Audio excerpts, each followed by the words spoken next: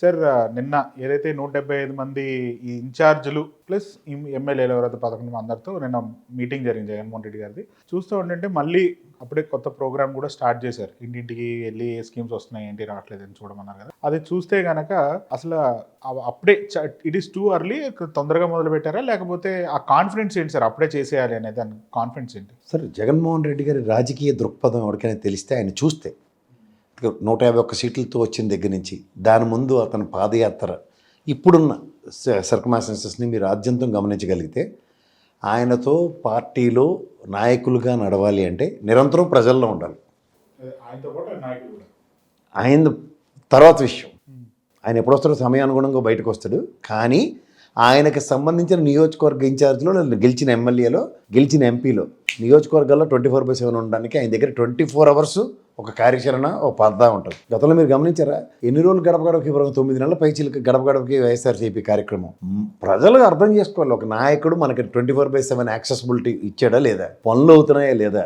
ఇది ప్రజాస్వామ్యానికి కొత్త డెఫినేషన్ ప్రజా ప్రభుత్వానికి ఇచ్చాడు ఆయన. ఇది గ్రహించగలిగితే కొత్త సిలబస్ వస్తుంది. అమ్మ బాబోయ్, పాత సిలబస్ చాలా ఈజీగా ఉండేది, కొత్త సిలబస్ అని భయపడి బ్యాచ్ కాదు అతను. సిలబస్ ఎప్పటికప్పుడు మార్చుకుంటాడు. మీకు తెలుసు అంటే తెలియదు, నిన్న సమావేశంలో సీనియర్స్ కొంతమంది జస్ట్ క్యాజువల్గా ఇంత ఎర్లీగా స్టార్ట్ చేస్తే ఎలాగంటే, ఎర్లీ మాట దేవుడు ఎరుగు. ఫస్ట్ 2 monthsలో అవుట్కమ్ కనుక సరిగ్గా లేకపోతే గడప గడపగా తిరిగే కార్యక్రమంలో అంటే ఒరిజినల్గా రాజకీయ నాయకులకు ఒళ్ళోం కదా, అలా ఎవడైనా వెళ్ళకుండా కార్యక్రమాలు లేకుండా ఉంటే 2 monthsలో ఇన్ఛార్జీలు మార్చడానికి నేను వెనకాడను అన్న మాటలతో చాలామంది ఉలిక్కిపడ్డారు. ఒరిజినల్ స్టైల్ ఆఫ్ జగన్మోహన్ రెడ్డిని ఎవరైనా రీడ్ చేస్తే నాకు తెలిసి ఇప్పటిదాకా ఆంధ్రప్రదేశ్ ప్రజలు రీడ్ చేయలేకపోయారు. ఆయనతో ఉన్న కొంతమంది నేను వేల మీద లెక్కెట్టచ్చు.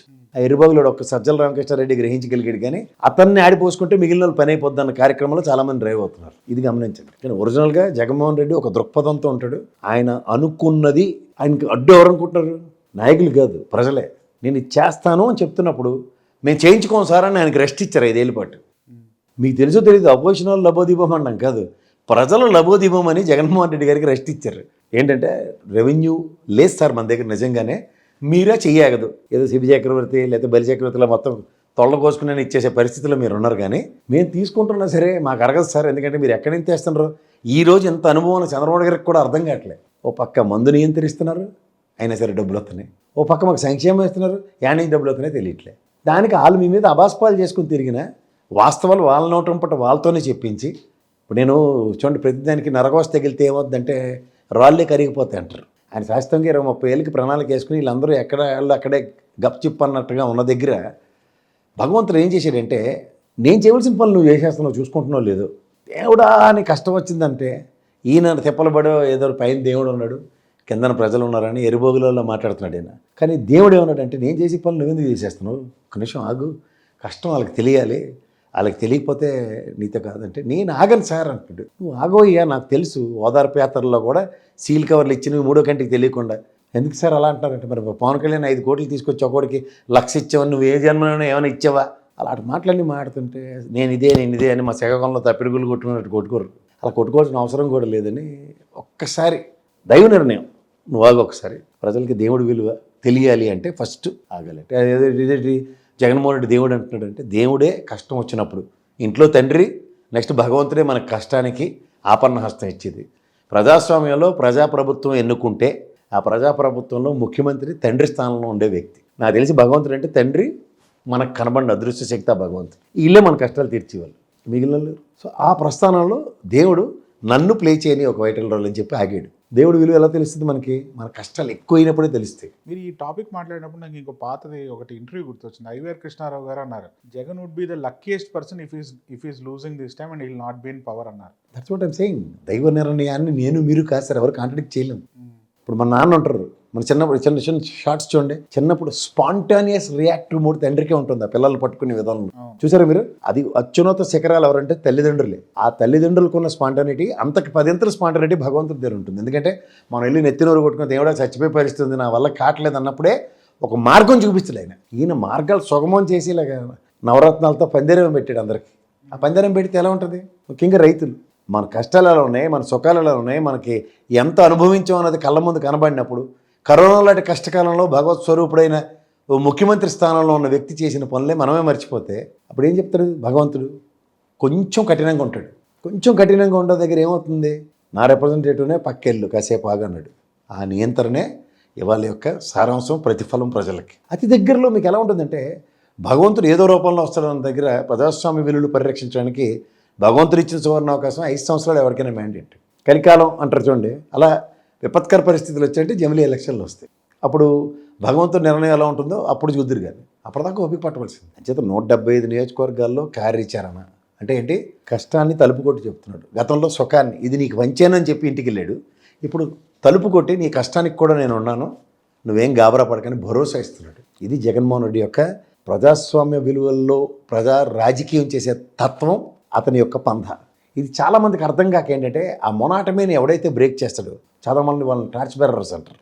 ఆ టార్చ్ బేరర్ రోల్ ఎక్కడైతే చేస్తాడని చెప్పి చూడండి, మీరు 17 హాస్పిటల్ కట్టే దగ్గర 5 కట్టాడని చెప్పి మిగిలిన కట్టకుండా చేసడం వీళ్ళు రాక్షసత్వానికి నిదర్శనం. కానీ వాళ్ళు చెప్పేది ఏంటి? జగన్మోహన్ రెడ్డిని ఆపాదించి ఆ విషయాలు మాట్లాడతారు. ఇప్పుడు ఉదాహరణకి మనకి ఫిషింగ్ హార్బర్లు అండ్ ఫిష్ ల్యాండింగ్ సెంటర్లు కట్టడం వల్ల మత్స్యకారులకి యొక్క సంపద, వాళ్ళ యొక్క వెసులు ఎలా ఉంటాయి అవన్నీ ఇప్పుడు ఆపేశారు. ఏం జరుగుతున్నాయి? పోనీ ఆపేశారని చెప్పి మనం అబాస్పాలు చేసుకోకలేదు, వాళ్ళంతా వాళ్ళే మొన్న జరిగిన బడ్జెట్లో ₹1 అలొకేషన్స్లు ఏమవుతాయి? ఇవన్నీ కొట్టొచ్చినట్టు కనబడుతున్నప్పుడు కాలేజెస్ కూడా ప్రైవేటైజేషన్ చేసేస్తాం. సో ఇవన్నీ కనబడుతున్నప్పుడు నాడు నేడు స్కూల్ పరివర్తనలో అతను నాన్ ప్రాఫిటబుల్ మాడ్యూల్లో ప్రజాస్వామ్యాన్ని పరిరక్షించడం. ఎందుకంటే ప్రజాస్వామ్య ప్రజాప్రభుత్వాల ప్రాథమిక కర్తవ్యం విద్య, వైద్య, ఆరోగ్యం. ఈ 3 ఏం చేశాడో చూసుకోండి మీరు. వీళ్ళు ఏం చేస్తారో కంపారిజన్ చేసుకోండి. మిగిలినవి బాధ్యతలు ఉండవు వాళ్ళకి. ₹10 సంపాదించే సామర్థ్యం ప్రభుత్వం పెంచడానికి 44 లక్షల మందికి ఉద్యోగ ప్రత్యక్ష పరోక్ష విధానంలో ఆదాయం సంపాదించుకునే మార్గం క్రియేట్ చేశాడు ఆయన. ఇవి కాదని నేను మీరు కాదు, స్టాటిస్టిక్స్ చెప్తున్నాయి. వీళ్ళు చెప్పి 20 లక్షల ఉద్యోగ కల్పనకి వాళ్ళు సంవత్సర కాలం గడిచిన తర్వాత 4 లక్షల ఉద్యోగాలు ఎక్కడంటే టార్చ్లైట్లో వేసి డాక్టర్ కళ్ళు ఎత్తుకుని చూస్తారు చూడండి, అలా ఎత్తుక్కునే పరిస్థితి ఉంది. దీని దగ్గర వాళ్ళకి సమాధానం లేదు. ఎందుకంటే ఎంత ఎక్స్పీరియన్స్ స్టాల్వర్డ్ అయిన చంద్రబాబు నాయుడు గారి కన్నా అపర చాణక్యతనం చిన్నపిల్లడైనా జగన్మోహన్ రెడ్డి దగ్గర ఉంది. అది వాళ్ళు డైజెస్ట్ చేసుకోలేకపోతారు.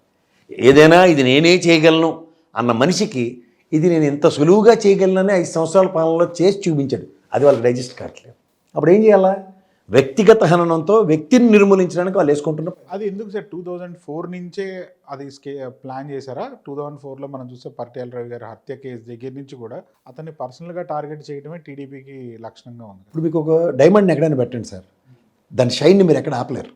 అట్లా జగన్మోహన్ రెడ్డి యొక్క వైబ్రేషన్స్ పొలిటికల్ ఏరాలో కొంతమంది నిజంగా వాళ్ళ నేపథ్యాలని గమనిస్తూ ఉంటారు. అప్పుడు ఏమవుతుందంటే, ఇప్పుడు పులి కడుపున పులే పుడుతుందని ఉత్తనే చెప్తారు. రాజశేఖర రెడ్డి గారి యొక్క గొప్పతనం ఎలా ఉంటుందంటే, ఫ్లోర్ ఆఫ్ ద హౌస్లో అవునయ్యా నా పిల్లడికి చదువు అప్పలేదు కానీ వ్యాపారం చేస్తాడని వ్యాపార దక్షత ఆ రోజు నుంచి చాటుకున్నాడు అతను. తర్వాత ప్రత్యక్ష రాజకీయాల్లోకి ఎప్పుడైతే ఆయన అరంగేట్రం చేశాడో తండ్రికి తగ్గ వారసుల్లా ఓటమెరిగిన యోధుల్లాగే కనబడుతున్నాడు అతను. ఇవన్నీ మనకి ప్రత్యక్ష రాజకీయాల్లో ఎవడైతే చూస్తూ ఉంటారో వాళ్ళందరికీ ఏమవుతుంది? ఒక కొరగరాని కొయ్య. ఉదాహరణకి సోనియా గాంధీ లాంటి వ్యక్తి నిలువరించబడ్డాడు అన్నప్పుడు ఇన్వర్టెడ్ కామలో నిలువరించబడలేదు అని సమాధానం వచ్చినప్పుడు, ఎవరి వల్ల సాధ్యం అన్నప్పుడు ఎవరి ప్రయత్నాలు చేయాలి కదా. చేయకపోతే నిలువరించలేకపోతే ఏమవుతుంది? వామనవతం అవుతుంది. ఒట్టుడు ఇంతే ఆ విశ్వరూపం కనబడితే వీళ్ళు ఎవరు కనబడరు. అందుకే ఈసారి ఎంత బృహత్తర కార్యక్రమం పెట్టుకున్నారంటే 164 స్థానాలు గెలిచాం కాబట్టి అతన్ని ఏదో విధంగా నిర్బంధిద్దామన్న విశ్వ ప్రయత్నం జరుగుతుంది. ఈ విశ్వ ప్రయత్నంలో ప్రయత్నిస్తే పోయిదేమే అనుకునే కార్యక్రమం ఎక్కువ ఉంది. ప్రయత్నిస్తే మీ వల్ల కాదు అన్నది ఆన్సర్. ఎందుకంటే అది కొరగరాని కొయ్యి. జగన్మోహన్ రెడ్డి అనే ఒక జడ పదార్థాన్ని, ఎందుకు జడ పదార్థం అంటే ప్రజాస్వామ్యంలో ప్రజాస్వామ్య విలువని ఇలా పట్టుకున్నాడు ఆయన. ఎందుకు ఫ్లోర్ ఆఫ్ ద హౌస్లో స్పీకర్ గారు, గౌరవ స్పీకర్ గారు ఏం చెప్పారు? ఈ 11 మంది ఎమ్మెల్యేలో ఒక జగన్మోహన్ రెడ్డి ₹1 జీతం తీసుకోవట్లేదు.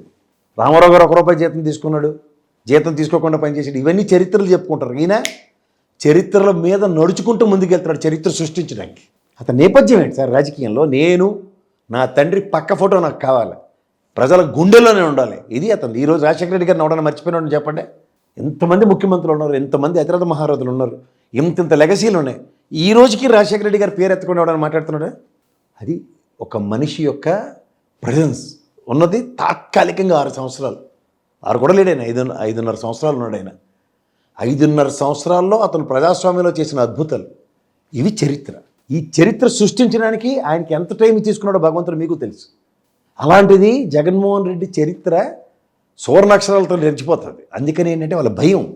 ఆ భయం ఏంటంటే ప్రజాస్వామ్య అబ్రివేషన్, ప్రజల చేత, ప్రజల వలన, ప్రజల కొరకు ఎన్నుకోబడిన ప్రభుత్వంలో ప్రజలకే చేయాలన్న కాన్సెప్ట్ తండ్రి కొడుకుంది. ఇక్కడ ప్రజల లేని ప్రజాస్వామ్యాన్ని పరిరక్షించుకుంటారు. చూసుకోండి కావాలంటే మీరు. ఇక్కడ ప్రతి నిమిషం వాళ్ళు గెలిస్తే మా వలన. ఓడిపోతే ప్రజలు దున్నపోతులకు పాలేస్తారా, గడ్డేస్తారా, దున్నపోతులు పాలు ఇవ్వవు కదా అనే అవమానాలు, అవహేళనలు. ఎక్కడైనా ప్రజలకి మంచి మర్యాద దక్కుతుందో అంటే అలా అడవి దొంగ సినిమా చూసారా, రాఘగోపాలరావు గారు దీని నిండా కాయిన్లు పట్టుకుంటాడు, దీంట్లో 50 రూపాయలు పట్టుకుంటాడు. ఏది కావాలరా మీకు అంటే కాయిన్లు ఎక్కువ ఉన్నాయని కనబడతాయి. అలాంటి ప్రజలు ఉన్నారు ప్రజలు. ఎందుకంటే వాళ్ళు అమాయకులు. వాళ్ళకి ఏంటంటే ఏ రోజుకి ఆ రోజు 10 రూపాయలు ఎక్కువ ఇస్తారన్న కాన్సెప్ట్లో డ్రైవ్ అవుతూ ఉంటారు. ఆ ఎక్కువ వచ్చే దగ్గర దురాశ దుఃఖానికి చేటు కథ మనం చిన్నప్పుడు చదువుకుని మర్చిపోతారు. ఆ దురాశ దుఃఖానికి చేటు అన్న దగ్గర రాజకీయ నాయకులు అవకాశవాద రాజకీయాలతో రాజకీయాలను జస్టిఫై చేస్తారు. అది ఈసారి జరిగింది. వాళ్ళు దానికోసం ఎంతకి తెగిస్తారంటే సిద్ధాంతాలు, విలువలు, నేను ఒక ట్రాన్స్పరసీ, ఇన్ని కబుర్లు చెప్పిన పవన్ కళ్యాణ్ లాంటి వాడిని కూడా మెలోడౌన్ చేయగలుగుతారు. అది ఎంతో అవుతుందంటే మెలోడౌన్ కాని వ్యక్తి. అదే తేడా. ఈ ప్రజాస్వామ్యంలో ఎప్పుడు తెలుస్తుందంటే చాలామందికి క్షవరం అయితేనే కానీ వివరం తెలియదు. ఆ వివరం తెలిసినప్పుడు ఏమవుతుందంటే ప్రజాస్వామ్యాన్ని ప్రజలే పరిరక్షించుకుంటారు. ఇది చరిత్ర.